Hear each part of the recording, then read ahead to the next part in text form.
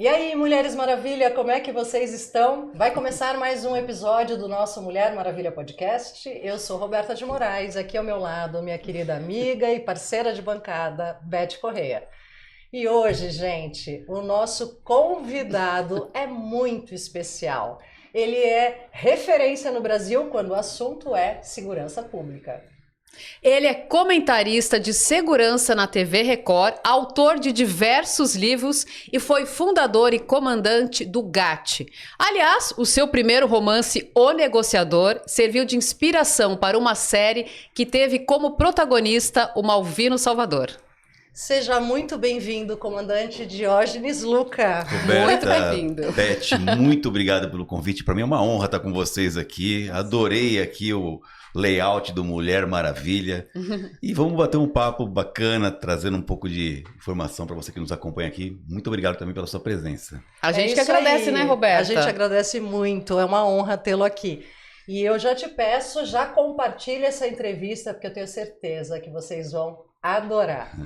Luca, para começar a compartilhar com quem nos ouve e nos assiste a tua história de vida, eu queria ir lá para o teu início. Então, minha pergunta é: quem era o Diógenes antes da farda e como é que o menino Diógenes decidiu servir? Bom, eu sou um garoto que nasceu na zona norte da cidade de São Paulo, uma família simples, né? Meu pai, ele não foi militar, eu sou o primeiro militar da família, mas nós fomos inspirados pelo regime militar, acredite, né? 64 anos do meu nascimento, estava em plena ditadura militar aqui. E meu pai via na carreira militar uma carreira de prestígio, até porque o presidente da República era um general, né, do Exército, e assim foi acontecendo. Quando eu tinha 15 anos de idade, os garotos da minha geração se encantavam pelas escolas militares do Exército, da Marinha, da Aeronáutica e da Polícia Militar. Ser um cadete ou um militar, seja do nível federal ou estadual, era algo muito importante, era um encarreiramento bacana. Aliás, vou além. Mesmo para os garotos nascidos em famílias mais abastadas, né? Me lembro que quando eu fiz um cursinho para entrar na escola militar, até porque o vestibular é muito concorrido, tinha amigos tive colegas do Colégio Dante Alighieri, do Colégio Arquidiocesano. Olha Era só. muito prestígio entrar numa carreira militar. Para você ter uma ideia, o meu concurso eram 5.246 candidatos para 30 vagas, 180 para 1. O ano de 79, quando eu tinha 15 anos de idade, eu passei estudando o ano inteiro. Minha rotina era, eu acordava às 3 horas da manhã, estudava até às 6h30, a família acordava, meu pai ia trabalhar, tomava um café, estudava mais um pouquinho, até às 11, pegava o ônibus, o metrô, ia no cursinho, porque sem cursinho você não entra numa escola militar, exceto raras exceções, né? E assim foi o ano de 79 inteiro para eu poder passar no concurso vestibular. Eu não passei na Marinha, não passei no Exército, passei na Aeronáutica e na Polícia Militar e escolhi a Polícia Militar. Também. Eu passei na Escola de Cadetes do Ar da Força Aérea, mas eu tinha um probleminha de vista. Tá. E naquela época a exigência era a vista 100%. Então eu acabei entrando e assim, pioneiro, né? Na família, um pouco inspirado pelo momento que a gente vivia, um pouco inspirado pelo meu pai, que via na carreira militar uma carreira promissora. Então foi isso que me levou. E também a influência dos colegas, né, que eu tinha, que também estavam todos encantados Eu ia te com essa perguntar carreira, isso, né? se no teu meio, naquela época, os teus colegas da mesma idade também, pelo que você falou, tinham essa vontade. Você tem irmãos? Eu tenho um irmão que também é oficial da sua Mais irmã da novo? Força Aérea. Da É um Força ano mais Aérea. novo. Ah, O e meu ele irmão também se encaminhou também se na mesma encaminhou. Só que carreira. o meu irmão, diferente de mim, meu irmão passou na Marinha, passou na Aeronáutica, passou na PM, passou Olha! E ele foi para o Colégio Naval, ficou 2 anos, não se deu muito bem em Angra dos Reis, não gostou muito, voltou, prestou de novo, entrou na Academia da Força Aérea, se formou piloto, serviu a carreira inteira e hoje continua atuando na Força Aérea como um dos responsáveis pelo projeto aeroespacial brasileiro. Meu irmão faz parte, meu irmão seguiu a carreira científica, né? Olha só, os dois. Teu pai deve ter ficado muito orgulhoso. Meu pai né? ficou muito orgulhoso desse encarreiramento dos filhos, né? Meu pai faleceu há 25 anos, no ano 2000, meu pai faleceu. Mas nós pudemos dar para ele esse orgulho de ver os 2 filhos formados, encarreirados e, enfim, muito felizes na profissão que cada um escolheu. E, Luca, quais foram as tuas, nessa época, né, principalmente, adolescência, juventude, tuas vivências, tuas referências de tudo isso que te agregaram, que fizeram o homem e o profissional que você se tornou? Quais foram essas referências? Olha, eu entrei na academia de polícia muito cedo, né? A academia de polícia é um regime de internato que a gente vivia lá. Eu fiz o colegial lá dentro, o ensino médio lá dentro. Hoje não existe mais em São Paulo, mas nas escolas ainda militares das Forças Armadas ainda existe, né? Segunda a sexta direto. Eu entrava domingo às 22 horas, saía sexta ao meio-dia, regime de internato. E na escola militar, você tem, além das matérias no início de segundo grau, eu também tinha matérias profissionalizantes, matérias da própria carreira, né? Conhecer os regulamentos da instituição, etc. E depois você já tinha vaga assegurada para o curso de formação de oficiais, que eu já fiz logo na sequência. Eu fiquei 5 anos nesse regime de internato, praticamente. Só no último semestre que a gente tinha uma chance de sair ao final do expediente, mas 4 anos e meio seguramente nesse regime de internato. E, obviamente, a academia de polícia, ou qualquer academia militar, é uma academia não só de informação, ela é uma academia de formação. Sim. Então, na nossa formação como oficial, você é submetido a uma série de atividades que vai gerando o seu amadurecimento, a sua responsabilidade. Por exemplo, nós temos uma atividade interna de segurança do quartel. E você, além das matérias das aulas, né, você tem atividades extracurriculares, como fazer a segurança do quartel, como ser responsável por algumas atividades externas também. Isso vai te gerando um pouco de informação. Algumas coisas acontecem também, Roberta, por exemplo, para você lidar com as injustiças. Vou dar um exemplo. Né? Coisa que me enlouquece, injustiça. Pois é, uma vez a gente estava... A correção do uniforme de um militar é muito importante. Nós temos um regulamento de uniforme, assim, está tudo muito alinhado, muito ajustado. A disciplina. Né? E nós tínhamos assim um caderno de conduta. Se você chegasse atrasado, você tomava uma anotação. 2 vezes que você chegou atrasado, você já tinha seu licenciamento cassado 24 horas. Ao invés de sair na sexta-feira ao meio-dia, só saía no sábado ao meio-dia. Tá. Se você tomasse 3 anotações pela mesma falta, você ficava 48 horas. Aí já não saía no sábado, já saía no domingo. Punições, né? Pequenas punições de acordo com... E se você eventualmente tomasse 3 anotações no mesmo inciso, vamos dizer assim, chegar atrasado 3 vezes, aí eram 60 horas, significava que você não ia para casa naquele final de semana. Caramba! Porque é o tempo de licenciamento que você tem de sexta-feira ao meio-dia até domingo às 22, dá 60 horas. Existia alguma punição mais grave, tipo suspender o aluno? Aí, dependendo da falta que você cometesse, você podia ser desligado do curso. Sim, exato. Né? E isso acontecia se fosse uma falta grave. Portanto, tudo isso vai gerando um nível de responsabilidade, um nível de seriedade, comprometimento, amadurecimento também, que foi importante. E onde é chegar na injustiça, né? Um dia eu tinha sofrido uma anotação por uniforme por conta de um excesso de movimentos num treinamento que nós tínhamos para o 7 de setembro. A academia costuma participar. E naquele treinamento, para fazer uma marcha bacana no 7 de setembro, a minha luva desabotoou, o instrutor viu e me anotou. Eu achei que aquilo tinha sido um exagero, porque eu estava numa sequência de movimentos, não foi um desleixo da minha parte. Eu fiz um recurso e fiquei aguardando o recurso, a resposta do recurso. Quando chegou sexta-feira, na hora da liberação, veio a lista das pessoas que estavam com licenciamento cassado, meu nome estava lá. E aí eu fiquei muito indignado com isso, sabe? E aí eu fui... atenção para os licenciamentos cassados, fulano, ciclano, beltrano, meu nome estava lá. E quando deu meu nome eu fiquei surpreso, porque eu tinha na minha cabeça que o meu recurso em tese teria sido aceito, mas eu não tinha tido a resposta. O que aconteceu nesse dia? Imediatamente quando eu soube, eu fui ao gabinete do oficial, que era o meu comandante, mas eu entrei meio pisando duro, assim, sabe? Meio cheio de razão. E ele percebeu a minha atitude. E ele nunca me falou isso, mas hoje, obviamente, olhando para trás e conhecendo a instituição como eu conheço, eu tenho absoluta convicção que ele fez de propósito. Quando eu cheguei e entrei, ele falou, pois não, me apresentei, ele falou, o que está acontecendo? Eu falei, aconteceu assim, assim, assim, assim, assado, mas do jeito que eu falei, acho que ele falou, está na hora desse menino receber uma lição. Ele falou, não, está desconsiderada a sua alegação, pode ir embora. E eu tive que ficar. Nem te deu direito ao argumentar? Nem me deu, assim, sabe, muita explicação. Tá. E eu tenho comigo, Roberta, que naquele dia ele quis que eu experimentasse uma injustiça. Na pele, né? Na pele. E hoje eu dou valor a isso para entender que o mundo é injusto, embora tenha justiça nesse mundo. Foi a partir daí que você se formou em Direito? Isso me deu uma vontade também. E eu tenho muito isso, sabe, de olhar para trás e ver as conexões que a gente tem no passado que traz o presente Exato. e o nosso futuro. Aliás, é um discurso muito bacana, eu recomendo a você que está nos acompanhando aqui assistir o discurso do Steve Jobs, quando ele esteve ali em Stanford como paraninfo de uma turma. Está na internet, está no YouTube. E ele fala isso. Resumidamente, Roberta e Beth, o Steve Jobs ele é filho de uma família adotada e ele entrou na faculdade por um esforço muito grande dos pais, que fizeram uma economia enorme. Lá é pago, né, o curso. Mas ele não se adaptou com o curso. E, consequentemente, ele quis sair do curso, mas não queria decepcionar os pais. Sim. Por todo Então, investimento. para não sair da Sim. faculdade, ele se inscreveu num curso que... Esses cursos aleatórios que tem, aleatórios entre aspas, né? Não estou querendo menosprezar. Paralelos Claro, ali. claro. Mas Tal. ele se inscreveu num curso de caligrafia. Para segurar um pouco. E por que ele foi para lá? Porque ele era duro e ele não tinha nem grana para comer. E nesse curso de caligrafia, tinha lá um lanche de graça, um hambúrguer, tinha um treco. Mas ele ficou um tempo, também não aguentou, saiu. Mas depois ele foi empreender, virou aquilo que todo mundo sabe, quem foi o Steve Jobs.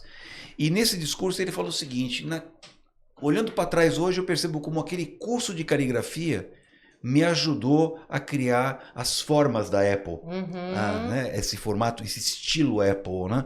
Então eu tenho comigo que a gente é, de alguma maneira, um pouco produto da nossa história. Sim. Sempre, E aí né? a sua pergunta tem muita sempre pertinência, sabe, Roberta? Eu acho que um pouco dessa minha luta contra a injustiça, essa minha vontade de me formar em direito também.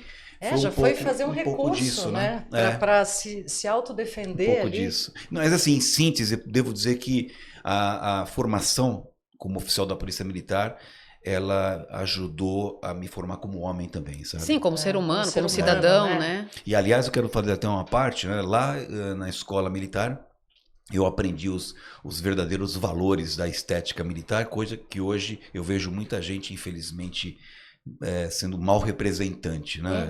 Ficou muito mal afamada Sim. a carreira militar por conta Sim. de uns e de outros, Ah, que infelizmente não tem a compostura daquilo que são os nossos verdadeiros valores. Valores. Lá eu aprendi os verdadeiros valores e tento cultuá-los, né? A gente vê, né, infelizmente, muita coisa que eu tenho certeza que não faz jus. muitos valores distorcidos em diversas áreas, né? Exatamente.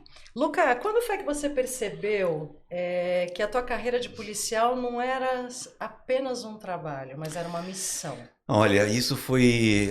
eu fui tocando a minha vida, fui passando pelas unidades, mas eu até um dia que entra um pouco aquilo que eu acabo de dizer, graças ao trabalho que eu fiz na Rota, que foi o meu primeiro batalhão, um batalhão operacional, um batalhão famoso, eu fui convidado para ser uma das pessoas para formar o GAT. O GAT não existia aqui no Brasil. O GAT é uma tropa de elite semelhante àquele modelo que já acontecia na Europa e nos Estados Unidos, a chamada E naquela SWATs, época, né? imagina, né? Então eu era um jovem tenente e recebia a incumbência junto com outros 4 oficiais, que Caramba! inclusive eram pessoas que eu tinha muito respeito, né, admiração. Eu era o mais novinho, inclusive, de fazer isso para Quantos mim. anos você tinha, Luca? Eu tinha 22 anos de Uma idade. criança. Aliás, só voltando um pouquinho atrás, vou te fazer uma pergunta. Quando você entrou na escola militar e que teve todo esse empenho aí, porque é uma dedicação gigantesca, ficar lá direto durante 5 dias, 6, sair super pouco, sair para ver a família pouco. Você se encontrou? Me encontrei. Porque você podia ter passado meio ano, um ano e falado, gente, isso aqui Me não é pra mim. encontrei. E olha só, a sua pergunta é muito pertinente porque eu não tinha referência, né? Eu não Exato. tenho ninguém na família. Eu fui Sim. o pioneiro da família. Então, pra você ter uma ideia, Beth, a primeira vez que eu entrei na academia de polícia foi quando eu já tinha sido aprovado e comecei a ser chamado para os exames de segunda fase. Para entrar nas escolas militares, diferente de um vestibular que você entra numa faculdade, prestou vestibular, passou, tá dentro. Na escola militar, passar no vestibular é apenas a primeira etapa. Seu exame médico, exame psicotécnico, exame psicológico, tem a investigação social para verificar como é que você é na sua vida. Foram lá no meu bairro, perguntar no barzinho, quem que é esse menino aí, sabe? Então teve isso, né? Então E quando eu fui fazer a inscrição para o vestibular, o cursinho falou, olha, qualquer quartel da polícia. Qual quartel que eu me inscrevi? No quartel que o ônibus passava. A academia ficava a 6 quilômetros da minha casa. A academia no Tremembé e eu morava no Jaçanã. Mas eu não sabia onde era a academia de polícia.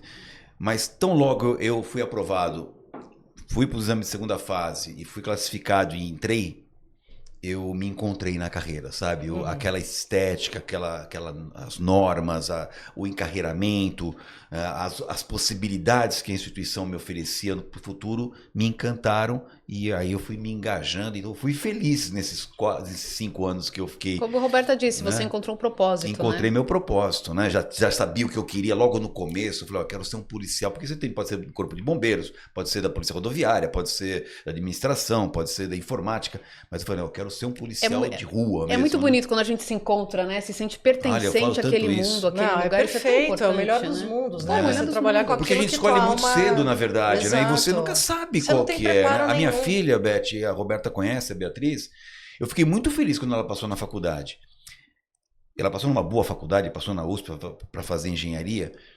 Mas eu fiquei mais feliz quando ela falou, pô, pai, tô adorando o curso. Ai, que Aí foi legal alegria. demais, né? Lógico. Com coisas que não aconteceram com todos. Ela tem uma Sim. amiga, por exemplo, até hoje é amiga, que fez lá engenharia, ela não gostou, saiu, foi prestar vestibular para arquitetura, enfim. E aí também não gostou muito, e agora fez ciências da computação e hoje demorou um pouco mais para poder achar seu caminho, não foi meu caso. O meu caso foi bate pronto, sabe? Eu gostei da carreira, gostei da formação, então eu me encontrei propósito lá. Não, e esses instintos todos, né? Como a gente mesmo falou há pouco, é tudo isso que está dentro da gente, que vai nos conduzindo ao que de fato conversa com a nossa alma, nosso propósito maior. Aconteceu com o Luca, porque o Luca se tornou um grande negociador, quer dizer, já era um cara disciplinado, de valores, íntegro, que gostava de trabalhar a justiça, etc. e tal, responsabilidade, comprometimento. Foi se formar advogado, quer dizer, tudo converge, né, Sim, Luca? no mesmo propósito, né? De justiça, como você mesmo disse. E aí vamos falar então dessa fundação do GAT. Volta nesse momento pra gente, que a gente sabe que foi um divisor de águas, né? A fundação do GAT, ela seguiu um insight, ou pelo menos uma tendência que já acontecia na Europa e nos Estados Unidos. O que acontece? Você tem a formação policial, que é como se fosse um clínico geral de hospital. Tá. Ele está lá na emergência, ele atende uma dor de cabeça, uma pessoa que sofreu um pequeno problema, uma queda. Quando acontece algo mais grave, o plantonista chama o especialista. Sim. Então na polícia não é diferente. Quando a sociedade tem um problema, ela chama a polícia. E quando a polícia tem um problema? Ela chama quem? Ela chama quem? Então precisavam criar um grupo nos moldes dos modelos que já tinha na Europa e nos Estados Unidos. Nos Estados Unidos chama SWAT, tem até filme. Na Alemanha chama GSG-9, na França chama GIGN, na Inglaterra chama SS. Os nomes variam, mas o conceito é o mesmo. É um grupo de profissionais especializados que tem uma espécie de formação muito mais específica, mais profunda, que é dotado de equipamentos e armamentos diferenciados para poder ajudar a polícia numa coisa que a polícia tradicional muitas vezes não consegue resolver. As ações táticas especiais, ações mais né? críticas, né? Como, por exemplo, uma ocorrência com refém, né? Que para a cidade. Você imagina, o sujeito entra para fazer um assalto numa loja, a polícia cerca o local, o cara não consegue fugir e faz um refém. Essa é uma crise que ela para a cidade, sabe? Nós tivemos vários casos famosos, mas também os não tão famosos, né? Sequestro, enfim. Então tem situações que precisa ter um especialista ou um grupo com um pouco mais de know-how, um pouco mais de técnica, de punch, né? sabe? Um pouco mais de formação, um pouco mais de conhecimento, alguns equipamentos mais sofisticados para poder ajudar. E nesse modelo que já dava certo na Europa e nos Estados Unidos, a polícia resolveu criar aqui o GAT. Né? Quanto tempo você ficou no GAT? Eu fiquei no GAT 11 anos da minha vida. 11 anos? E nesses 11 anos, eu imagino que você deve ter passado por momentos, enfim, muitos momentos marcantes. Mas teve algum que te transformou, que a partir daquele momento teve uma virada de chave, alguma coisa especial? Teve sim. E foi na época...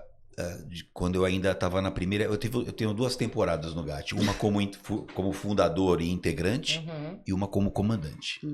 Essa de fundador e integrante durou 4 anos. Aí eu saí do GAT.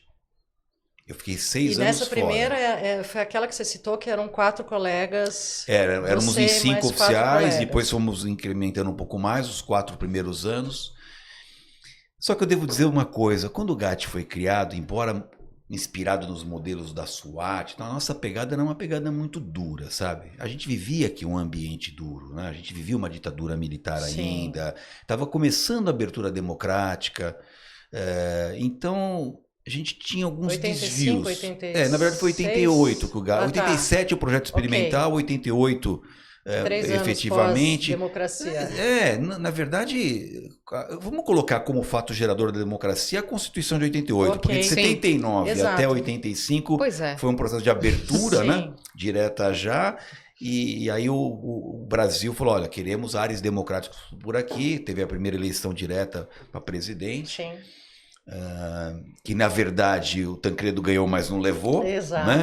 Eu me lembro, eu era criança. Mas não sei se você se lembra, foi bem chocante. Esse recorde histórico é bacana você lembrar. A gente teve um regime militar muito duro de 64 a 79. 79 começou a ter problemas porque a ditadura militar ela foi muito complicada em alguns aspectos, criminosa. Cruel. Perversa. Né? Com desaparecidos, com assassinatos, com censura, com um monte de coisa. Chegou em 79, o Geisel, ele viu que não dava mais para segurar. E o Geisel trouxe uma frase antológica, falou, vamos promover uma abertura lenta, gradual e segura. Devagarzinho, mas vamos abrir para áreas democráticas. E detalhe, a linha dura não queria deixar. Tanto que teve um cara, que era o general Frota, que queria dar um bypass no Geisel, cujo ajudante de ordens era esse que está preso agora, o Heleno. Sim. Era ajudante dele? Ajudante de ordens do Ivan Frota. E o Geisel, percebendo que esse Ivan Frota queria manter o status quo, né, a dureza, ele já deu um basta. Passou fora. E aí nós continuamos num processo de abertura democrática. O Brasil começou a respirar ares democráticos a partir de 79, 80, 81. E em 85, um deputado de primeiro mandato, chamado Dante de Oliveira, propôs aquilo que chama a eleição direta. Ele não ganhou a eleição direta. Por incrível que pareça, o Brasil já respirava, mas era tão forte todos esses anos de ditadura militar que a emenda ela não foi aprovada para aquela que seria a eleição seguinte, né? Tanto que a eleição do Tancredo foi uma eleição para o colégio eleitoral. Sim. Né? Era Tancredo e Maluf representando a Arena, Tancredo e MDB, os dois partidos que tinham na época, e o Tancredo saiu vencedor, mas não foi uma eleição direta. A eleição direta ficou para 89, que seria a próxima que o Collor levou. Sim. Né? Que nós já votamos, né? Exato. E aí, mas a gente já estava respirando. O GAT surge nesse momento de transição, sabe? Mas isso era tudo muito novo para nós. A pegada era muito dura. Eu tô dando essa volta, Beth, para chegar na resposta à sua pergunta, tá? Porque o GAT foi criado aí e ainda a gente com essa pegada. E eu entrei também nessa pegada. Esses meio 4 primeiros dura, anos, sabe? né? Tinha a gente. Vou dar um exemplo aqui para não ser. E por favor, me perdoem talvez o excesso de franqueza, né?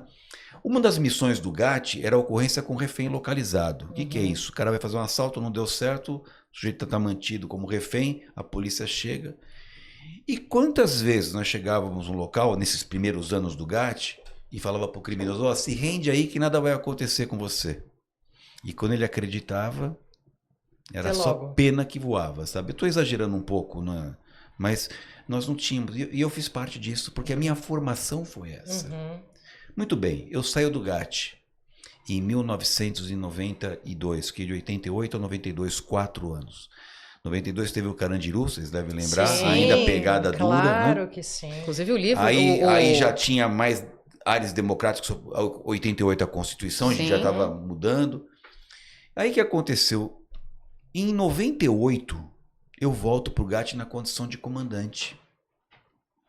Tinham 10 anos, só de Constituição já tinham 10 anos. Tá. Já estava mais presente a democracia no nosso país.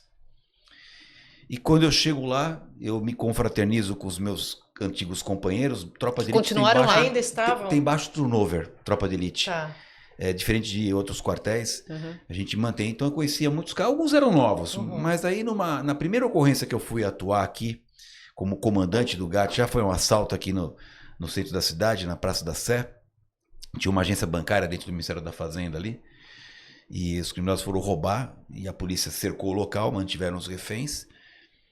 E o policiamento de área chegou como primeiro contato, não deu certo, viram que os criminosos eram muito fortalecidos, pediram apoio do GAT, lá vai minha equipe e eu. E quando eu chego no local, Roberto e Beth, a ocorrência foi passada para mim, eu vou me aproximar. Não tinha negociador naquela época, eu assumi o papel de negociador. Mas já tinha na primeira fase, dos primeiros 4 anos? Não, na primeira fase era tiro, porrada e bomba.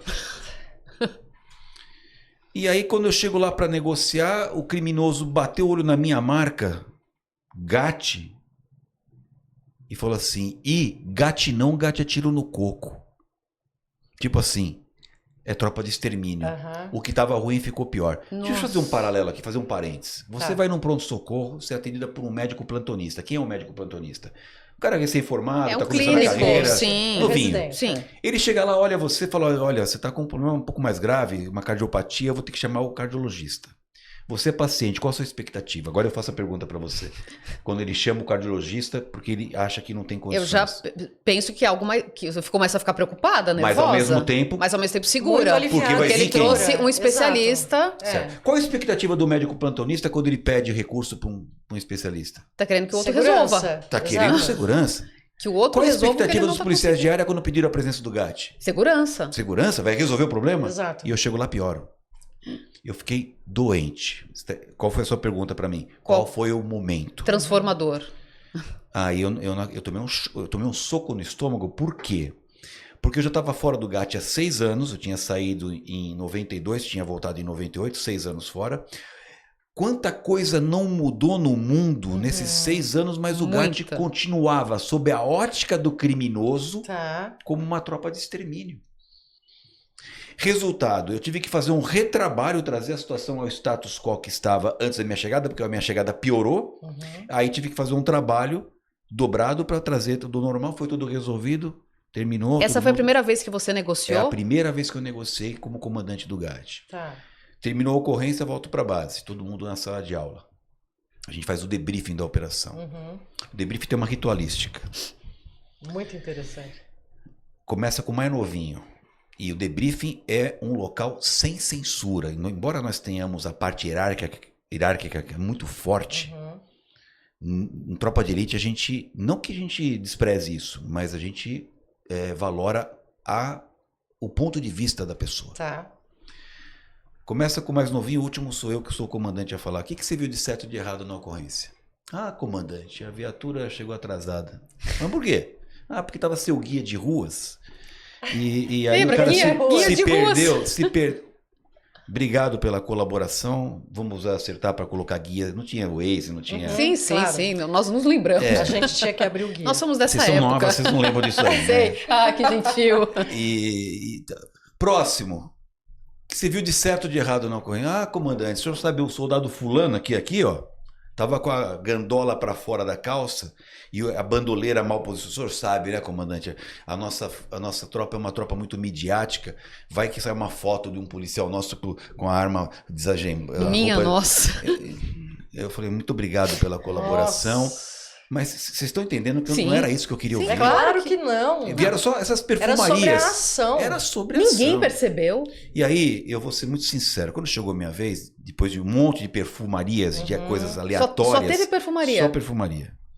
Eu falei para a tropa, olha gente, eu não gostei daquilo que eu ouvi do meu cliente. Aí já deu problema.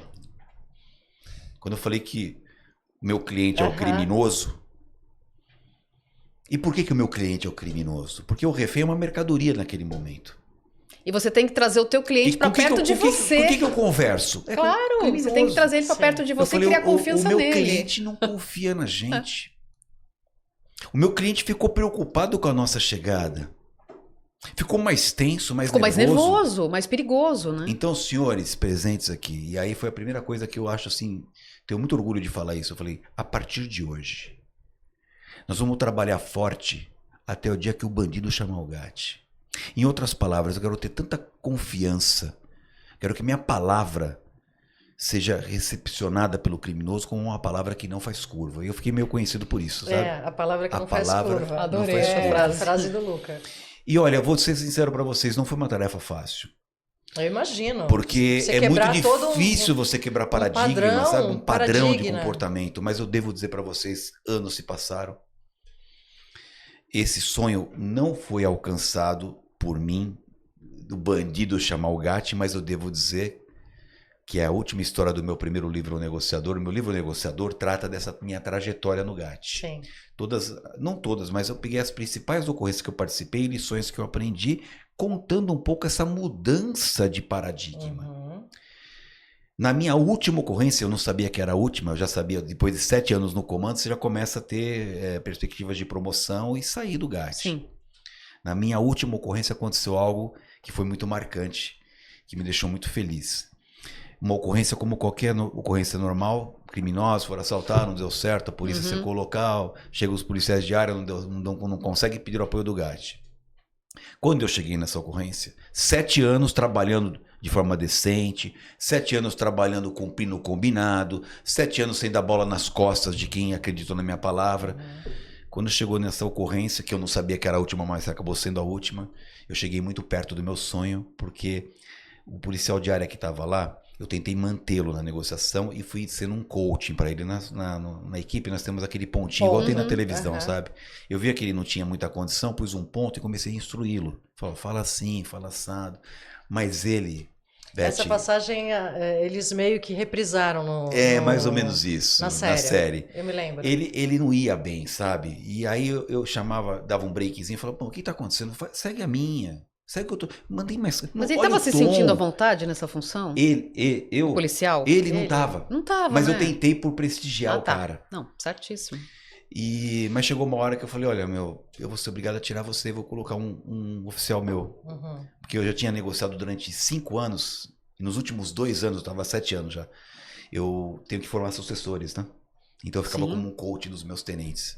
Eu falei, eu vou tirar você e vou colocar um tenente meu. Ele falou assim para mim, ô comandante, puta, muito obrigado, que eu não tô muito à vontade aqui nesse... Eu não tenho talento para isso. Eu falei, não tem problema, vai lá, inventa uma história e fala que o pessoal do Gatti tá aqui. Que o bandido não sabia que nós tínhamos chegado. E essa hora foi uma hora muito marcante para mim, que ele chegou, chamou o rapaz, o criminoso, para uma nova rodada, falou, fulano, olha só, estamos aqui já faz 3h30. E o cara com reféns. O cara com reféns lá. Pô, a imprensa tá aqui, até o secretário ficou sabendo e mandou o pessoal do Gatti para cá. Silêncio. O criminoso Você tava na escuta? Eu tava ao vivo ali, né? Ah. O criminoso falou assim, o pessoal do Gatti tá aí? O policial respondeu, tá. Então manda o pessoal do Gatti subir, o pessoal do Gatti é firmeza, a palavra não faz curva. Ah! Sensacional, Lucas! Quando o criminoso falou isso, eu ouvi, eu fui tomado de emoção, como vocês foram lá. Claro! E eu fiz 2 coisas. Uma que a Poxa, boa tua prática... marca tava ali. Uma que a boa prática... Gente, incrível! A boa prática recomenda. Quando a pessoa dá uma dentro numa negociação, você dá um reforço positivo. Você dá um elogio, sabe? Dá uma demonstração que tá indo bem.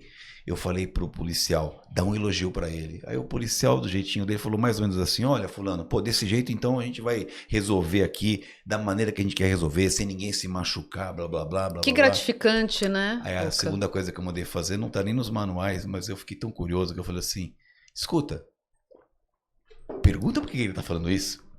Aí o policial falou assim, mas vem cá fulano, você conhece o pessoal do Gatti? Ele falou, eu não. Mas um parceiro meu estava numa situação como essa, o Gatti foi chamado, o que foi combinado foi cumprido, a palavra não fez curva. Putz. E aí, Uau, isso para mim foi um motivo de muita alegria. Logo depois eu saí do Gatti e agora eu já posso até contar. Recentemente, o Capitão Pavão, que hoje é o negociador do Gatti, é o Capitão Luca melhorado. Ele é muito melhor do que eu, é um cara fantástico. Evoluiu demais, trouxe novos conhecimentos e nós somos muito amigos, né? Um dia ele me liga e fala, comandante, hoje você já pode falar que o seu sonho foi realizado, porque uma situação exatamente como essa de refém, o criminoso não quis nem saber, manda o pessoal do Gatti que a gente se entrega, porque hoje o pessoal do Gatti, Roberto e Beth, que era onde você queria chegar, né? Exatamente. Não foi no meu tempo. Mas chegou. Mas chegou. E aí eu também aprendo uma lição importante, que essa eu compartilho com você que nos acompanha aqui, é uma lição que eu levo para minha vida. Existe o nosso tempo e existe o tempo das coisas. Ai, Lia, eu adoro essa frase, perfeito. Sabe? E às vezes não é exatamente como você quer, mas tem o momento certo. né? É que a semente vai germinar. A gente vai tem que lidar virar com a nossa as tuas ansiedade, né? árvores. Pois Que, aliás, é. o Luca é um cara que refloresta. É um dos entendeu? meus hobbies. Um dos meus Através de hobbies. plantios de árvores Ai, em São que Paulo. maravilha! Sabe o que são- aconteceu esses dias? maravilhoso. Tem uma avenida perto da minha casa, chama Queiroz Filho, e tem um canteiro central e uma ciclovia. Aham. Eu plantei 50 árvores lá e eu planto eu cultivo da semente. Aí quando a semente vai ficando, ela germina, eu vou cuidando. Quando tá grandinha assim, eu vou planto no bairro, né? E eu plantei 50 no canteiro central. E além de plantar, eu cuido, porque elas novinhas, elas precisam ter um pouco de... Não dá para depender só da natureza, né? No começo. E sábado agora eu tava lá com as minhas regas, né? Que é do trabalho, né? E aí passou um ciclista, eu tava meio distraído, ele até deu uma buzinadinha, tal, saí da ciclovia. Aí ele passou, ele e mais duas pessoas, uma moça e um outro rapaz. Aí eu vi que eles pararam um pouco na frente. E eu continuei regando as minhas plantas, daqui a pouco eles voltam falando assim, você não é o comandante Luca? Eu falei, sou. Pô, te vejo na Record. Pô, que legal que você tá fazendo aí. Eu falei, pois é, cara. Esse é um dos meus hobbies, né? Eu queria até como uma atividade que eu faço para minha própria disciplina, para contribuição. Eu falei, pô, nós somos aqui do Pedal da Vila, Aham. da Vila Leopoldina. Sim. Somos ciclistas. E a gente vai entrar no circuito com vocês aqui. Ah, E agora, sábado agora, nós vamos fazer um mutirão lá de rega. Mas, sabe, uma coisa vai Que gerando a outra, lindo, né? maravilhoso. Uma força né? boa, né? Uma força positiva. É. e hoje no jornal tem uma notícia que a prefeitura autorizou, acho que já hoje, né, uma empreendedora de tirar 200, não me engano, 200 árvores nativas da Zona Oeste para construção, inclusive que existem macacos nessa região. Eu Ou vi seja, dando uma polêmica, mas você eu viu? vou no caminho contrário. Eu não Senhor, quero tirar, eu quero plantar árvores, então, né? estamos precisando muito, né, dessa reposição.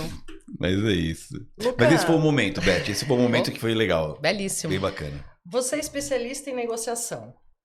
Qual é, na tua visão, o segredo para lidar com pessoas armadas e armadas de ódio, de raiva, de violência, medo, desespero? Olha, essa é uma pergunta complexa, né? Porque não é uma ferramenta apenas, né?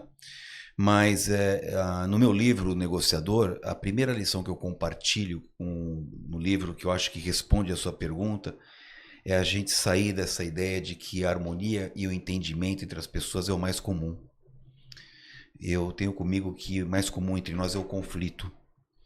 É muita pretensão nossa achar que na comunicação humana você tem o emissor, é uma pessoa, O receptor, o código que é a código. linguagem, a mensagem, e do outro lado um decodificador que vai decodificar isso aqui. Exato. Eu posso chegar e falar para você, feliz aniversário nessa data querida, ou feliz aniversário nessa data querida. Querida. A frase é a mesma, Exato. mas a forma como eu falei.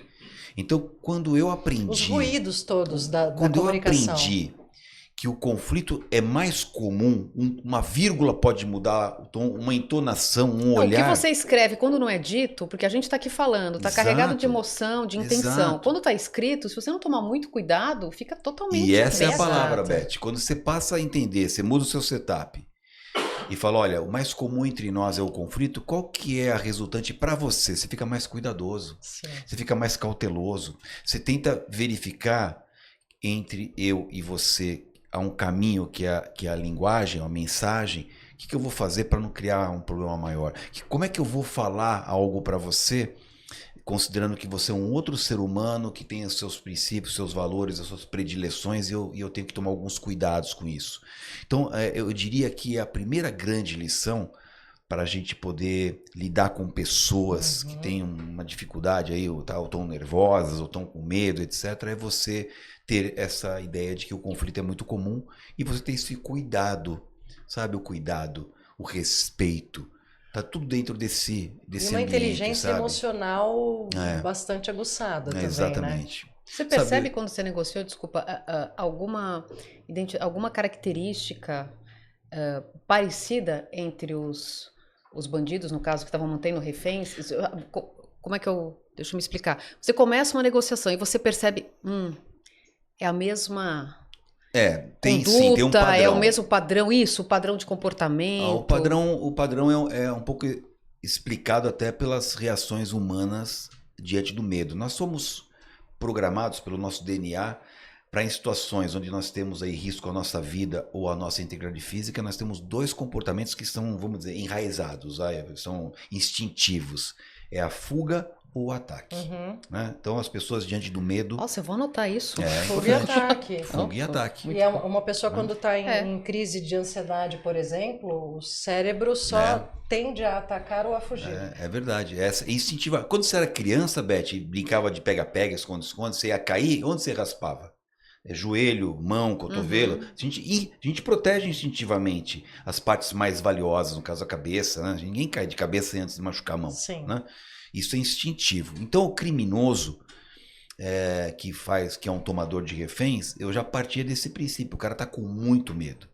E quando ele está com muito medo, o que aflora? Aflora a emoção. E na emoção está ligada a esses sentimentos de fuga ou ataque. Então muitas vezes eu chegava lá, o cara falava... Você tem que desarmar, né? Falava bobagem para mim, me menosprezava. E eu entendia isso não como uma coisa pessoal.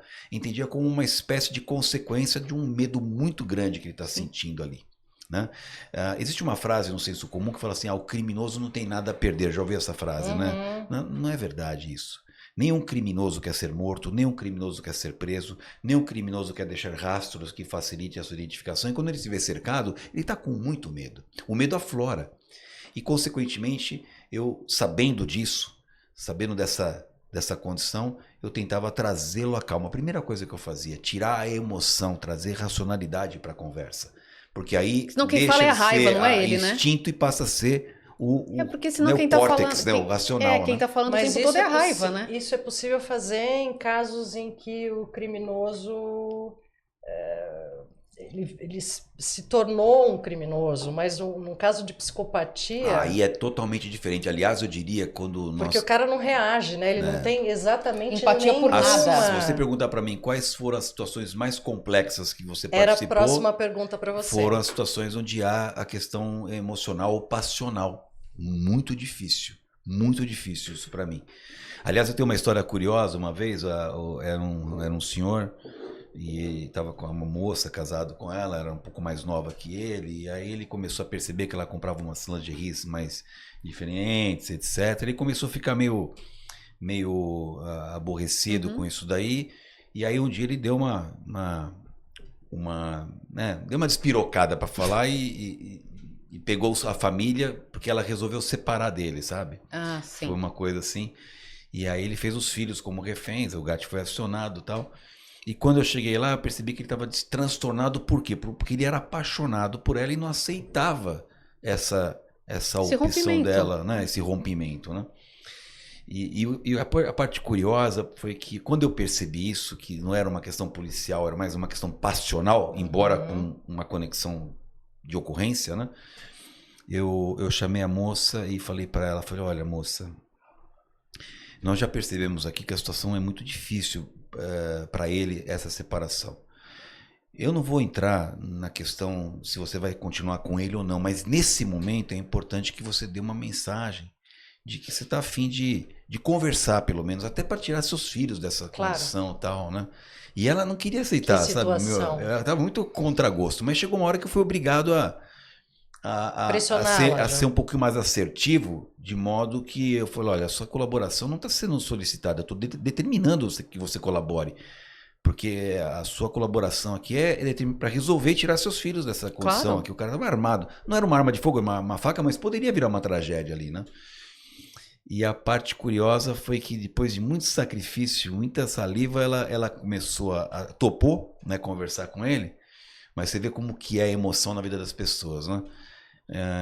Ela chegou, eu brifei como ela teria que fazer, e mesmo envolvendo os filhos, né, com risco de vida. E aí ela falou, fulano, é o seguinte, vamos fazer o seguinte, libera meus filhos tal, e a gente vai conversar, mas ela tava meio contra gosto, assim, sabe?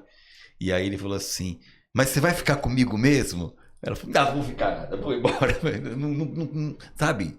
E aí eu tive que refazer todo o trabalho. Ela falou, não, vou ficar, vou embora? Ela tentou, mas quando ele forçou a barra, ela voltou a ela mesma. Nessa hora eu falo, eu te amo, vou ficar com você pois pra sempre. Qualquer coisa, gente. Não precisava chegar nesse nível, né? Mas pelo menos falar, vou conversar. Positiva, né? Vamos aceitar as coisas. Mas você vê que a emoção estava dos dois lados, né? Exatamente. Olha, a parte, quando a gente lida... Tem um livro chamado Os Quatro Gigantes da Alma.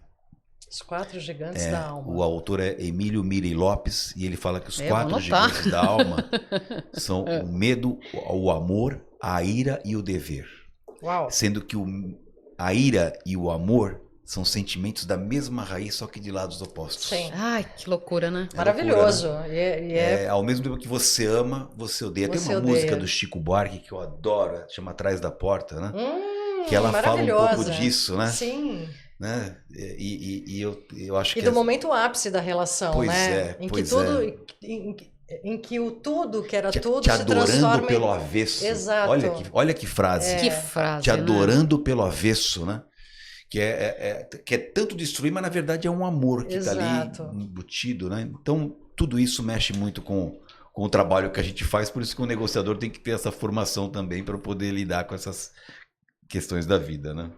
Luca, você acompanha de dentro e de fora a segurança pública no Brasil. É verdade. O que, na tua visão, evidentemente, mudou para melhor? O que mudou para pior nesses últimos 20 e tantos anos? Olha, o que mudou para melhor é que hoje nós temos menos violência do que nós tínhamos no passado. Nossa, Luca, mas a gente sente a violência aqui quantitativamente é menor. É que hoje nós temos mais acesso à informação. Sim. A televisão, os meios de comunicação, a internet faz com que esteja muito perto da gente, mas proporcionalmente os números de hoje são menores do que os números do passado, que a gente sequer tinha registros do que acontecia. A gente está falando de São Paulo? A gente está falando do Brasil. Do Brasil. Tô falando do Brasil. Não, e uma coisa curiosa então, que eu sempre vejo em cidades mais violentas do Brasil, a gente sempre acha que é São Paulo e Rio, não é, né? São Paulo é melhor do que muitas cidades dos Estados Unidos. Sim. Pra você ter uma ideia, vou dar um número aqui que é estatística, né? A ONU estabelece. É um dos indicadores, não é o único, tá? Mas um dos indicadores que é muito usado para poder medir a violência é o número de homicídios por grupo de 100 mil habitantes. A ONU fala assim, se uma cidade tem até 10 homicídios para um grupo de 100 mil habitantes, está dentro do razoável. A ONU fala, tudo bem. Tá. O Brasil tem 26, no Nordeste tem 50 em alguns estados, São Paulo tem 6 homicídios para um grupo de 100 mil habitantes. É menos do que Chicago, por exemplo. E assim, menos do que muitas outras cidades do mundo.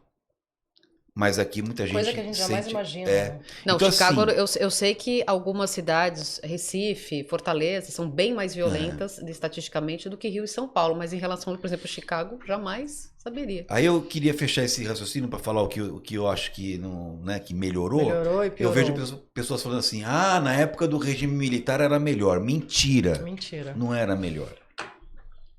Melhor é agora. Que nós podemos medir, podemos falar, podemos criticar, podemos questionar. Não se podia nada, né? Então isso é um mito, né? Eu vejo muita gente mais velha assim, saudosista, que eu tenho um enorme questionamento com relação a isso. Eu né? também. Eu acho bem delicado. Agora, então, o que tem de novidade, essa é uma. A segunda coisa que tem de bom, você falou que tem de ruim. O que tem de ruim é que no passado era pior do que é hoje. Tá. Né? E uma coisa que me chama a atenção hoje, que eu percebo que está mudando para melhor, eu tenho uma expectativa positiva, é que nós, desde a Constituição de 88, que ela foi uma Constituição que trouxe a segurança pública para dentro da maior lei que nós temos no país, que é a própria Constituição, ela nunca foi muito bem tratada, a segurança, como uma política de Estado, e sim como uma política de governo. O que significa isso? Cada governador que tem um papel importante na segurança faz o jeito que quer. Impõe as suas regras, Impõe as suas regras. Então tem governador que é mais sensível, tem uma unidade, né, de trabalho. Tem um que cuida. E outra, quando você pensa numa política de governo, quantos anos nós estamos falando? 4 anos. Exato. Que é um mandato. Que é muito pouco. De governo, que é pouco. Aí então alguém começa uma ação, isso, daqui vai outro, vai desfaz todo o programa e começa um outro programa. Exatamente isso. Exatamente como o doutor Ariel colocou. Exatamente isso. Então, eu percebo que hoje, graças a essa conduta que vem se repetindo há muitos anos, nós estamos tendo um nível de sentimento de insegurança da população muito à flor da pele. Uhum. Tanto é que, se vocês observarem, nas últimas eleições, qual foi a grita das pessoas e quais foram as pessoas que conseguiram se elegerem aí, em cargos? Pessoas muitas oriundas das polícias, das Forças Isso. Armadas, da área da segurança, ganharam Exato. muito protagonismo. Essa é uma notícia boa. Eu só questiono a qualidade de muitas dessas pessoas. Uhum. Sim. Porque vieram com um discurso que eu sou completamente contrário, o discurso do bandido bom, bandido Eu morto, também, um discurso também meio, acho isso... meio belicoso, É. sabe? Um discurso meio pouco republicano, né? Mas, ao mesmo tempo, tem uma parte boa dessas pessoas que é uma maior sensibilidade em relação ao tema. E eu vejo que na eleição do ano que vem, de 2026, de novo vai acontecer isso, porque hoje é uma grita da sociedade por melhores condições de segurança. Ninguém aguenta Ninguém mais aguenta viver mais. com você não poder Sob andar com medo. uma aliança, com Não, uma com correntinha, celular, Com o relógio, com o celular na mão. perdendo a vida por conta de Eu um não posso celular. pedir um Uber Exato. na calçada. Hoje no programa aconteceu um negócio engraçado. Eu tive que fazer uma crítica, né? Porque alguns comerciantes têm colocado assim um cartaz nos seus comércios dizendo assim, ó, se for para usar o telefone celular aqui dentro, tá proibido, só para apenas usar o celular. E é uma dica de segurança que eu dou para as pessoas. Você quer usar o celular? Eu também entra num numa boteco, loja. entra numa loja, entra numa Eu faço padaria. isso. Todo mundo faz Eu isso. faço isso. E aí alguns comerciantes incomodados com essa conduta das pessoas que entravam na loja só para fazer uso do celular, colocaram esses cartazes, virou uma polêmica e hoje eu dei uma bronca, né? No meu papel como comentarista. Sim. Eu falei assim, olha, isso é um desserviço que esses comerciantes estão fazendo. Ao contrário, se eu Exato. colocar um cartaz, ó, seja bem-vindo para fazer uso do seu telefone aqui no meu Você estabelecimento aproveita e dá uma comercial. olhada na loja, Exato. conhece a gente. É uma O- oportunidade de você Gente. entrar. É tão difícil colocar alguém pra dentro. Falou, pô, o cara já compra um refrigerante, já compra uma Exato. coisa, já tá lá mesmo, já fica É tão encantado. difícil Já colocar se alguém pra sente dentro. tão Pois acolhido, então. não é? E outra, é o correto, mas assim, você acha que eu tenho o prazer de falar para uma pessoa, anda com o vidro travado, com a porta travada, vidro fechado, não anda com o celular, não anda com o relógio, não me dá prazer fazer isso aí, mas infelizmente, hoje, a situação está nesse estado. E assim, eu tenho percebido que está chegando na tampa da panela, sabe? Ninguém aguenta mais. Penso eu que medidas devem ser adotadas no futuro próximo para a gente dar uma mudada nesse cenário, né? Tem uma CPI hoje lá no Congresso, pelo Fabiano Contarato, que é um senador, ele foi delegado da Polícia Civil, e essa CPI também, ela tem, o relator é o Alessandro Vieira, que também é outro delegado de polícia do Nordeste. Eu tenho muito apreço por esses dois senadores, são pessoas que eu tenho uma impressão muito positiva, são humanistas e legalistas. Bom saber, E né? penso eu que eles vão, nessa CPI do crime organizado, trazer sugestões. A CPI serve para isso também. Trazer sugestões para que nós tenhamos uma mudança na nossa legislação, algum aperfeiçoamento. Por exemplo, o crime de roubo. O crime de roubo é um crime que deixa as pessoas muito amedrontadas. Para mim, o crime de roubo nem é um crime contra o patrimônio, embora o código fale isso. O cara vai roubar, é um crime patrimonial. Eu vejo que o crime de roubo é um crime contra a vida, porque ele te impõe uma violência, ele te impõe uma grave ameaça contra a pessoa. Ele te invade, né? É uma coisa horrorosa. Então, eu tenho comigo que a gente precisa combater isso, sabe? Dar uma pena mais dura para quem é um ladrão que rouba com arma ou com ameaça ou grave violência. Eu penso que nós devemos combater a reincidência. Pô, você foi punido por um crime, cumpriu sua pena, voltou a delinquir. Guarda o sujeito, né? Sim. Guarda bastante, sabe? Pra não... Porque ele teve a chance e não tá se recuperando, não foi E já tá reeducado. demonstrando que vai continuar nessa Outra coisa que eu também nessa sou vida. meio contrário, o Estatuto da Criança e do Adolescente, sabe? Poxa vida, você pega um garoto de 17 anos que é um homem e pratica um crime, sabe qual o tempo que ele fica máximo numa unidade, tipo, chama Fundação Casa hoje? 3 anos. E sai Sim. limpinho de lá. Não tá certo, né? Então pouca você seria coisa. a favor da redução da maioridade penal? Eu acho que não é o caso, talvez, de reduzir, porque é uma cláusula Talvez para pétrea. 16 anos. Eu nem vejo isso, sabe? Não sei se era o caso de reduzir. Mas eu diria que era o caso de aumentar as consequências. Entendi. E Pra não quem, a maioridade, né? Tá. Então, a maioridade eu acho que é mais difícil, embora eu seja favorável, viu, Roberta? Eu acho que devia ser um modelo como é na Inglaterra, nem tem limite de idade. Você pega o caso concreto e avalia. Sim. Ah, é um garotinho de uma fazenda lá do interior, que eu não tenho noção. É um marmanjo aqui que sabe o que está fazendo, maldade mesmo, como a gente vê por aí. Aí você meio que dá uma pena para... Cada caso um caso, Cada né? caso um Sim. caso. Eu acho que seria um bom caminho. Porque reduzir para 16, 17, não sei se era o melhor caminho. Agora, uma coisa eu tenho convicção, e eu deixo claro aqui, não dá para ser 3 anos máximo, como é hoje. Tinha que ser alguma coisa mais gravosa para o cara pensar. O crime, Roberta e Beth, tem que ser um mau negócio. Tem que ser um péssimo negócio. O cara tem que pensar 10 vezes para fazer um roubo. Se não tem punição e tá fácil... Mas essas instituições de acolhimento, vamos dizer, de recolhimento dessas crianças criminosas, elas também, assim como o sistema carcerário, né, não tem condição. Você acha que é um pouco por aí, que a coisa acaba funcionando mal e que a gente tem menos tempo, só há 3 anos, e que depois muitos casos são pouco julgados? Nós temos uma série de deficiências. Exato. Né? A gente tem uma questão, como eu disse aí, de fazer conta que vale a pena. Vou dar um exemplo aqui para ficar mais claro, tá? O que faz um cara entrar num shopping center e roubar uma joalheria? Do lado de casa, Shopping Ibirapuera. Vamos Já lá. entraram várias vezes. Minha irmã tava lá, inclusive. Começou a tocar sirene e foi todo mundo pra dentro de Todo mundo novo. sabe que o shopping center é um condomínio que tem câmera de segurança. Sim. O lojista vai para lá porque ele tem um lugar bonito, perfumado, decorado e seguro. Claro. Uma joalheria... A gente se sente seguro dentro de um shopping Exatamente, center, por conta né? de toda essa estrutura Sim. que é meio mandatória, é o conceito shopping center. Uma joalheria no shopping center tem também as suas próprias câmeras de segurança.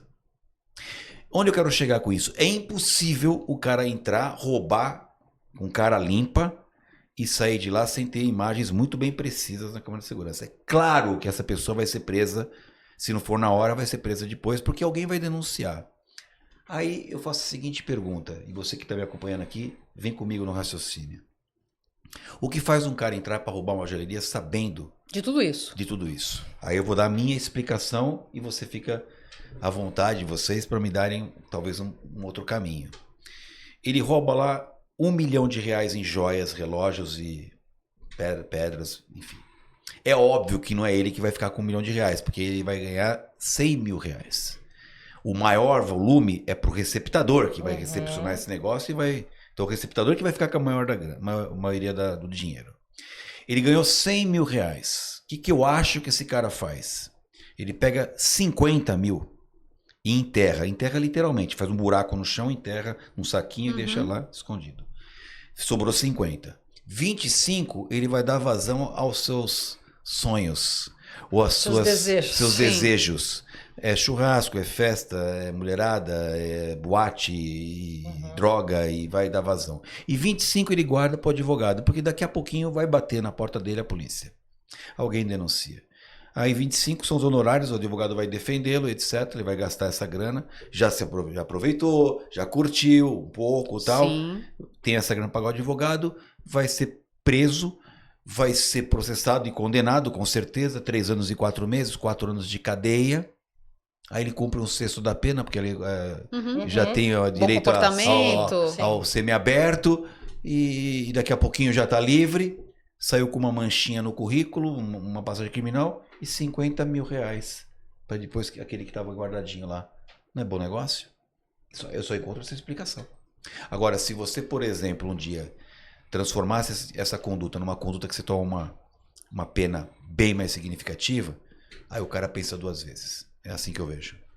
Luca, a gente ficaria aqui horas com você, porque assim, ainda Vamos tinha combinar mais a parte umas 2, 30. Roberta? Vamos fazer uma Vamos parte 2. compartilhar a parte 2? Diógenes Luca, parte 2. Que tem muito assunto tem ainda. Tem muito assunto que a gente quer chegar. Eu queria, se você pudesse... Vamos sair um pouco da polícia, vamos na parte das emoções. Né? Exatamente. Eu queria que você falasse muito brevemente, já deixando como link para a nossa próxima entrevista contigo. Bom, eu aceito. Um assunto que vai falar diretamente com o nosso público de casa, quem nos assiste em qualquer lugar, que é a violência contra a mulher, que se sofisticou muito nos últimos Boa. tempos, porque ela parte da violência psicológica, emocional, patrimonial, etc. e tal, chegando a culminar na violência física, em muitos Olha, casos. vamos E no fechar nossa homicídio, conversa muito então tempo. falando um Feminicídio, pouco né? disso, né, da violência contra a mulher. Nós somos um país racista, nós somos um país misógino. A palavra misoginia, você que nos acompanha às vezes não sabe o que é essa palavra. Miso é ódio, gine mulher, por isso que o médico da mulher chama ginecologista, Sim, né? sim. Gineco mulher.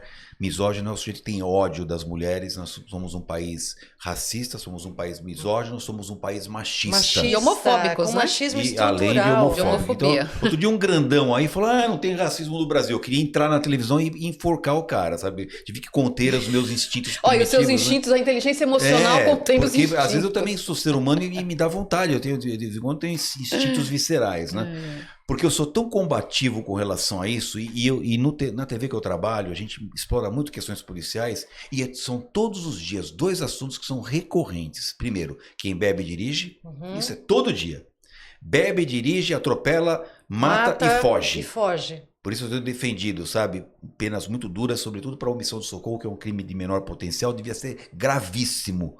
O cara que Eu concordo não plenamente. Não, socorre e muitos uma pessoa casos que acabou sempre de jovens, machucar, né? muitos casos famosos de jovens com carrões, né? É. Quase sempre embriagados, que Muitas matam um vezes. ciclista, Alto. Isso. matam um pedestre, Todo dia, e nada Beth. acontece, né? E o Dá outro- 3 dias, tá na rua. E o outro caso, violência contra a mulher. Contra a Também. mulher. E quando cai pra mim, eu pego muito pesado. Eu tenho muito questionamento com homens agressores. E eu falo muito. Hoje mesmo eu falei um caso desse daí, né? Tava um cara espancando uma moça na rua. 2 casos hoje no jornal. 2 casos hoje. Um que estava espancando uma moça na rua, a mulher, e 3 rapazes viram e foram lá, fizeram uma intervenção, tiraram o cara, deram uns supapos nele para poder contê-lo, né? E a outra, uma mulher que era vítima de cárcere privado, e ela mandou uns bilhetinhos pedindo socorro, pedindo ajuda. E aí alguma pessoa viu e levou para a polícia foi lá e prendeu lá o companheiro, que era um sujeito que a mantinha em cárcere privado, né? Meu Deus. E aí eu falei uma frase, que essa frase aqui, infelizmente, ela está no senso comum das pessoas, né? Em briga de marido e mulher não se mete a colher. Se E eu mete, combato se mete isso, muito. né? Gente, precisa E a frase é a meter. seguinte: em briga de marido e mulher se mete a colher, sim. Quando eu dou Eu palestra, concordo Roberta, plenamente. Também. Beth, quando eu dou palestra e falo sobre esse assunto, eu faço as pessoas repetirem comigo, porque não é só em briga de marido e mulher se mete a colher. Se mete a colher, sim. sim. E cada vez E nós mais a gente precisamos. precisa E me disso. perguntam às vezes o que a mulher pode fazer. Eu falo sempre, a mulher tem que tomar atitude. Hoje, Fala pra elas então, porque a gente Isso, vai aqui ter na que tua câmera. encerrar. bacana. Quais são as prevenções? Não menospreze sinais de desrespeito. Elevou a voz, bateu a porta, fez um gesto ameaçador, já não tem mais nada para perder. Não pense que vai melhorar, que só é um momento. As mulheres acabam sendo vitimadas por essa desconsideração desses sinais, que são sinais importantes. Um homem tem que ser uma pessoa educada, contida. Respeitoso. Obviamente a gente sabe que entre casais tem os seus desacertos, discussões, mas claro. o respeito não pode ser perdido. Levantou a mão, já é o sinal vermelho, não é amarelo mais. Bateu a porta, não é amarelo mais, no meu modo de ver, pelo que eu vejo. Então hoje nós temos as delegacias de defesa da mulher, nós temos uma série de estruturas hoje, e olha, estruturas que têm mulheres para recepcionar as mulheres, Sim. com mais sensibilidade. Então recorra a esse aparelhamento estatal que está à sua disposição para evitar uma tragédia. É uma coisa importante. Não se deixe, sabe? Não se acanhe, né? E isso vale não só para homens agressores, mas homens assediadores também, sabe? Mete a boca no trombone, sabe? Onde eu peguei o Denuncia metrô, mesmo. onde eu vi, o metrô estava meio cheio e tal. Chegou um sujeito assim, já sabe, já chama ele, vai ter gente para ajudar, porque hoje nós precisamos criar essa força Exatamente. de combate para o homem entender que não é o seu traje que te define. Claro. A mulher pode usar a roupa que quiser usar e tem que ser respeitada, e esse é o caminho que nós temos que ter para poder vivermos uma sociedade mais justa, mais igual Mas e mais equilibrada, tolerante, sobretudo. Mais né? tolerante, sobretudo. Essa É isso a aí. realidade. Luca, infelizmente o nosso podcast já chegou ao fim. A gente já tá te convidando pro próximo, porque a gente tem uma série de coisas para compartilhar não vou com falar vocês. da série do próximo, da série O Negociador. Exatamente, tem muita coisa pra gente falar. Luca, eu queria que você fizesse a gentileza de convidar as pessoas a participarem do Balanço Geral para poderem te assistir, acompanhar teu trabalho. Bacana, olha, eu agradeço primeiramente o convite de estar com vocês aqui, né, o podcast, eu acho uma excelente iniciativa, tudo que a gente faz para poder divulgar, para poder educar as pessoas, Sim. colaborar com o ponto de vista, inclusive você não precisa concordar com tudo aqui, Sim. mas só de você ouvir um ponto de vista diferente já também Abrir está a mente, exercitando, né, o Já é respeito. alimento, né, Luca? É bacana a gente exercitar essa diferença, né? Sobretudo num mundo tão polarizado hoje, as pessoas não conseguem lidar com a divergência. Como Exato. vai ligar? A beleza da nossa relação é a divergência, né? Exatamente, é sermos Afinal diferentes, de né? contas, Seria muito somos chato uma se todo mundo fosse igual a democracia, gente. É muito não Seria chato. muito chato. A Mas sempre unanimidade com é burra, respeito, né? Sempre com Exato. respeito, Claro. sempre com, né, entendendo que cada um tem uma maneira de ver as coisas, não precisa anular a pessoa, né? E é bom você também escutar o ponto de vista divergente para entender que o mundo tem outros matizes de cor, né? Sim. Essa é uma coisa importante. Quem quiser me seguir, no meu Instagram é Comandante Luca com 2 Cs, vou dar um presente. Para quem assistiu aqui o Mulher Maravilha, o podcast e curtiu, manda para mim um oi no Instagram, fala, tava lá no podcast, eu vou mandar 2 livros para vocês de presente. Que Olha só, maravilha! gente! Quem vai mandar é a Atenta. Olga, minha esposa, que vocês conhecem, né? Perfeito. A Olga me ajuda em tudo, a Olga é o meu tudinho, né? Nós vamos fazer 40 Maravilhosa, anos de casado Olga. o ano que vem. E vocês não eram nem nascidas quando eu me casei. Ela, a Olga, vai mandar. Não vai mandar fisicamente, não dá para mandar fisicamente, mas a gente manda em PDF os livros O Negociador e Super Performance. Os 2 livros você pode ler no celular, pode ler no computador, ou pode até imprimir caso queira, né? Vai ser obrigada, de presente Luca, que para quem alegria, né? assistiu Maravilhoso. aqui. Nós agradecemos já. E também estou na Record todos os dias de manhã, no Balanço Geral Manhã. Que é o programa que eu atuo lá hoje com o William Leite e com a Fabiana Oliveira, que acabou de integrar o nosso time, uma mulher. Nós somos em 3 apresentadores. Que Na verdade, legal. são 2 apresentadores e um comentarista. Né? Tá muito gostoso o formato. E ela é maravilhosa, a Fabiana Oliveira também, uma mulher empoderada. Eu adoro falar sobre empoderamento das mulheres. Então, obrigado mais uma vez aqui. Para nossa próxima entrevista. A gente vai querido. começar por aí. Vamos lá. Isso aí. Obrigado, viu, gente? E quem quiser contratar o Luca para as palestras? Pode mandar no Instagram também, a gente responde. De vez em quando chegam pedidos de palestra pelo Instagram, a gente responde, entra em contato com vocês e vamos estar juntos aí. Minhas palestras são sobre negociação, alta performance e sobre violência urbana. São os 3 temas que eu gosto de trabalhar, mas trabalho também diversidade.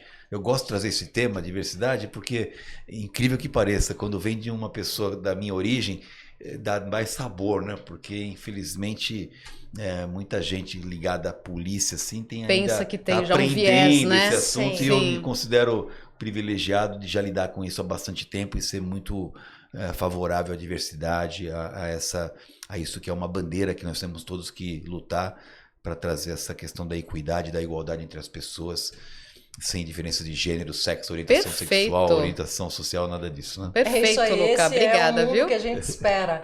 Luca, muito obrigada, querido. Obrigada, Obrigado. querido. Foi um Presença. prazer enorme te receber, Prazer viu? foi Nosso meu. podcast está se encerrando, infelizmente, mas o Luca volta com a gente com outros temas que eu tenho certeza que você precisa compartilhar aí com todo mundo que você ama, ok? A gente fica por aqui e se encontra no próximo episódio. É isso. Um beijo, gente. Até lá. Tchau. Tchau.